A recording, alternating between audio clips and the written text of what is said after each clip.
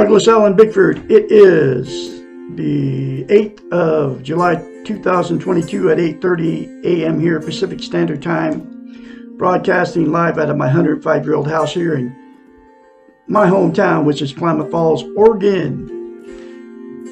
Klamath Falls, Oregon is the gateway to Crater Lake National Park, one of the 7 wonders of the world. You got to come check it out. I am on Facebook Live and YouTube for one reason. Good morning, all my Facebook and YouTube friends. To be positive.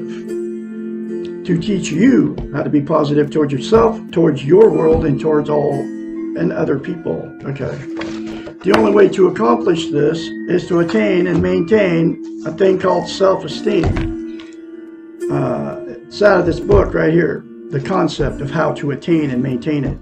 But what self-esteem is, it is also known as self-love, self-confidence, self-worth. It's how you feel about yourself inside. Okay. We've all been in romantic relationships. You know, when you first meet that person and they can do no wrong and both of you feel the same way about each other, right? The relationship is brand new, man. You're soulmates, bragging to all your family and friends about how great these people are. You're never going to separate. God got you together on purpose. You know, all the stuff. That really good feeling. It's understandable. It's a very good feeling, right? I've had it several times. But what self-esteem is, self-confidence, self-love, self-worth, is that same good feeling towards yourself. Dr. Susanna McMahon wrote this book called The Portable Therapist. Is 73, lives in Madrid, Texas with her husband, is a psychiatrist. She has a doctorate in psychology, makes her a psychiatrist. She has a master's in philosophy. Wrote this book, published in 1992. Every lesson in it doesn't have chapters. I call them lessons. It's in question form. Talks about how we've been trained and taught not to have self-esteem, self-love, self-confidence, self-worth. Back then, it was coming from all the television, the churches, the state governments, family and friends were not teaching it, right? In fact, every lesson in this book talks about how they've taken it away from us on purpose. Okay. Through all those avenues, right? And now it's 1,000 times worse with the social media. So anyway, she's a psychiatrist and she's had thousands of clients. She's a therapist, a counselor, many years of her life. I'm not sure what she's doing right now. Probably retired. I mean, being 73 years old and all that. But I am her spokesperson because you can't find anything about this lady on the internet. She did all her stuff before there was ever social media, before there was ever social YouTube. Okay, but anyway, so she's had thousands of clients that would hire her as a psychiatrist to fix their unhealthy minds. A psychiatrist is a person who goes to school, studies the science of the mind and how the mind works as much as they can know about it, right? It's a very complicated thing in your head. It's actually like a computer with feelings. Okay. So anyway, they would hire her, and she knew they didn't have self-esteem, and she also knows that you can't have a healthy mind unless you attain and maintain self-esteem. Okay. So to get her clients to give themselves self-esteem, she had to come up with a concept, because nobody can give you self-esteem except for you. I can tell you how to get it, but I can't give it to you. You have to do it. And here's that very simple concept she came up with to tell her clients to do to give themselves self-esteem. It's called mirror therapy. She's the originator of mirror therapy. You don't ever hear it. Nobody ever talks about this. Okay. In fact, this is the first time you've heard any of it. Look yourself in the mirror and say, I love you. I love my inner child. I'm worthy to be loved, worthy to love, full of goodness. Those 4 things to yourself in the mirror daily without fail will will instantaneously give you self-esteem. But in order to maintain that self-esteem, you have to practice it like lifting weights. Because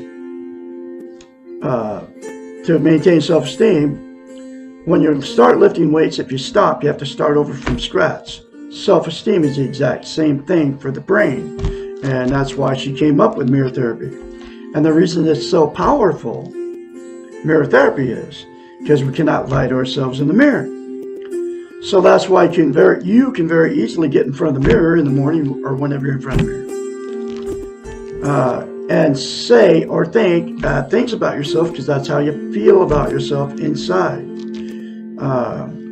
But you can't say good things about yourself in the mirror, because you can't lie to yourself in the mirror, because you don't feel like that about yourself. Okay? Because of all our training. Okay? Self-esteem is the opposite of feeling bad about yourself. It is feeling good about yourself from inside. So that's why mirror therapy is so powerful. So the very first time you do it, folks, if you get this far in the video, you'll have to force yourself to do it, like I did. It'll seem very strange and awkward the very first time you do it. But the more you say it, the more you feel it, the more you believe it. Keep at it no matter how it makes you feel. That's the bottom line. I've been saying it for well over a year, 18 months. I am full of it now, and that's why I'm very confidently spreading this message from Dr. Susanna McMahon. I am her spokesperson. Okay. The reason that having and maintaining self-esteem is so vital to human beings. It's the absolute most important thing you can have as a human being over anything. Okay.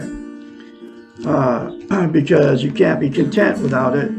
What content means is you feel good, how, where, and what you are. It's also known as internal peace. There are 11 things that people are using to try to be content. They are Facebook, drugs, alcohol, sex, food, television, gambling, religion, another person, material possessions, or money. Those 11 things are outside of yourself. They're known as externals. They will make you feel content temporarily, but they'll never, ever make you permanently content. The only thing that will make you permanently content is to attain and maintain self-esteem. The 4 things to yourself in the mirror, folks. For sure. Okay. Those 11 things, right? It's always a temporary fix. And you know what I'm talking about. The drug high goes away, and so does that alcohol buzz. So you have to do more of both of those substances to get the same content, good feeling. Okay? But it's always temporary. And then the other 9 things are exactly the same thing. A like on Facebook. Okay, it makes you feel good for a moment. But then you do more posts to get more likes. Okay.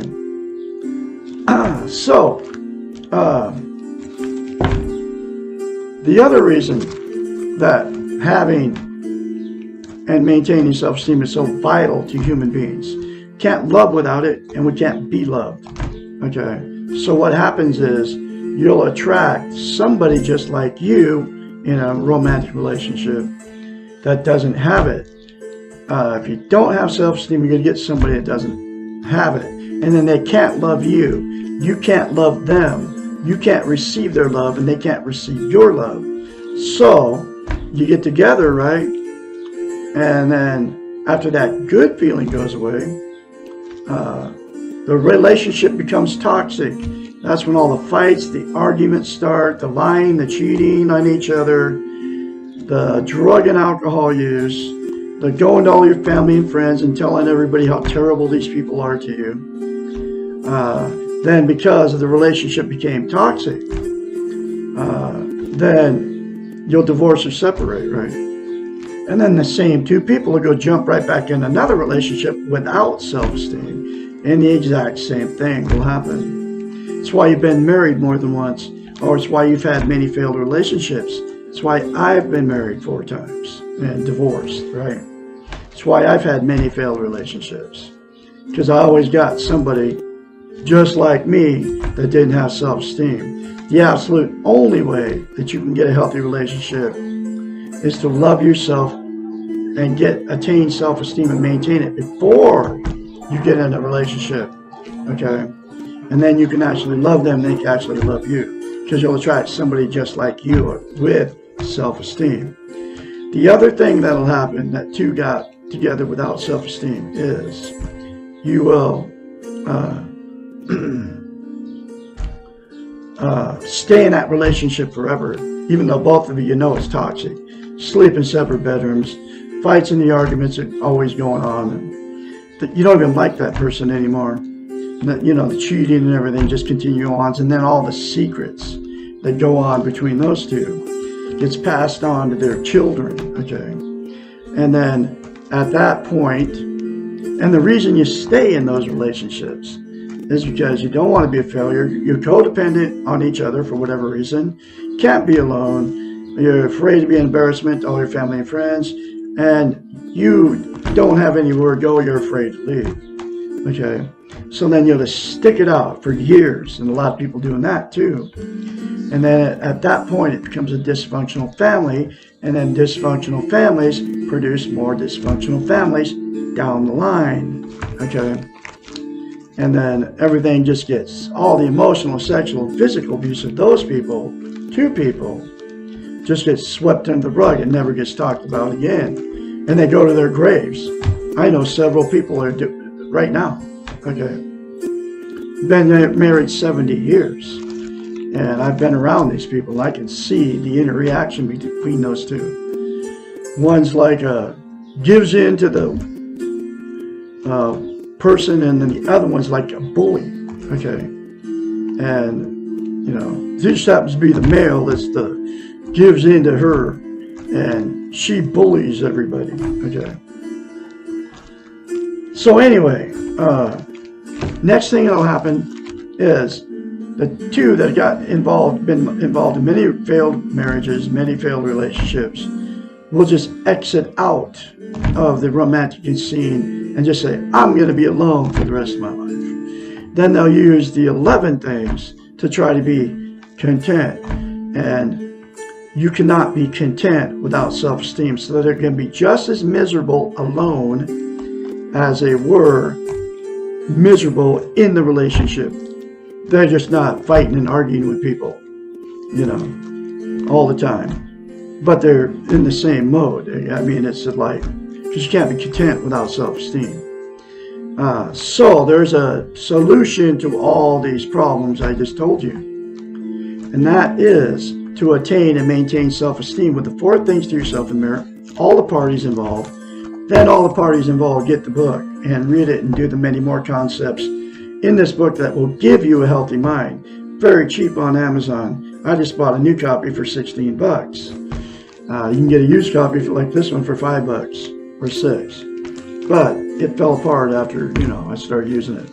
So I ended up getting a new copy. But anyway, so that's why it's so vital to attain and maintain self-esteem with yourself,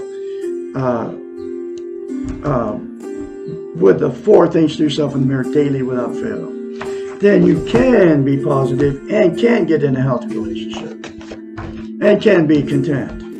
I'm going through the book, one more lesson. Okay, here's that next lesson.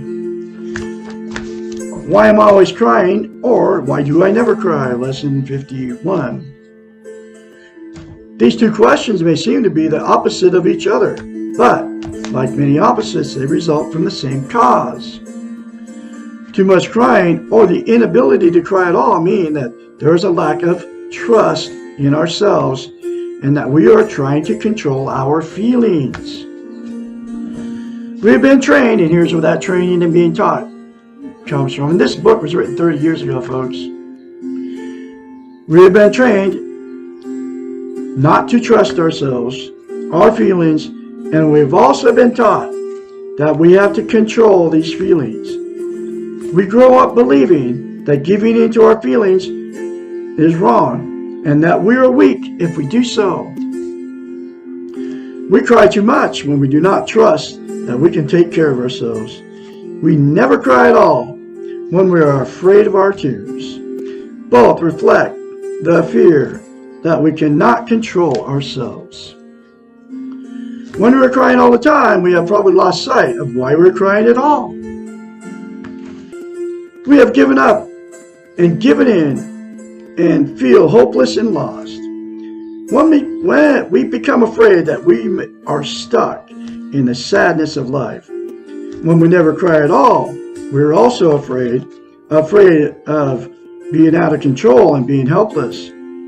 The price for our over-control is not to feel, and not to feel is not to be fully alive. Both crying all the time and never crying at all are not real. At all are not real. Tears when we're sad or moved or very happy are as natural as blowing our noses when we have a cold. By natural processes, our colds will pass. So will our tears if we allow the natural process to work. The person who is stoic and the person who cries all the time are both stuck.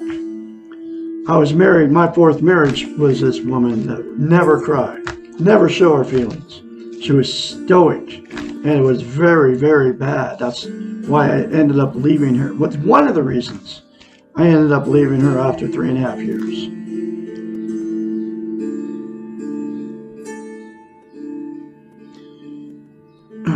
They both are overusing and overgeneralizing one response, one defense, one way of being to all situations. They are working hard to avoid the reality of living. In the short term, both reactions may work. Other people may rush in to take care of the crier, and they may praise the stoic for his or her control. After a short while, however, both of these responses become tiresome. The crier may be told to pull himself together, and the stoic may find that no one else can relate to him or her. What to do? Stop hating the tears, either the abundance of or the lack of them. Give yourself permission to cry or permission not to cry. Accept that you have been trained by a faulty model, but do not blame the model. Try not to blame yourself by giving yourself permission to do something you are already doing. You begin the process of acceptance. And an interesting phenomenon usually occurs. The opposite begins to happen. If you give yourself permission to cry when you are crying, you begin to feel more in control of yourself. You're allowing yourself to cry, and you no longer feel guilty about your behavior. The same holds true when you give yourself permission not to cry. After you have given yourself permission to do what you're already doing, give yourself permission to do the opposite. Tell yourself, I will stop crying when I need to stop, and I will cry when I need to cry. This may sound crazy and much too simplistic, but it works. You may become stuck with a behavior when you hate yourself for that behavior. You may also get stuck when you are afraid of the behavior. Separate the feeling from the behavior. Let the feeling be the focus on the behavior. Crying is a behavior. Tears are a natural response to your feeling as a part of the natural process. They will abate. Crying too much or crying not at all mean that you have interfered with the natural process. Trust yourself and trust the process. Acknowledge the feeling that is generating the tears. Allow yourself to feel and to respond with tears. Take care of yourself and trust that your tears will stop. Tears do not mean weakness, they mean you are human. Whoa! There's another very powerful chapter or lesson for you folks. I'm going to have another one for you tomorrow, which will be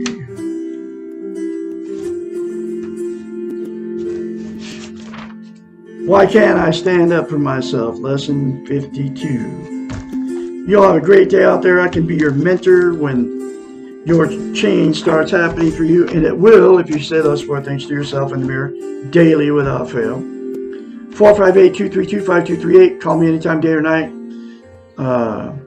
You all have a great Friday out there. Remember, stay positive. And I got to tell you, folks, using drugs and alcohol is not positive. Alcohol is a depressant, and whatever drug you're taking is a depressant too, or like pot's a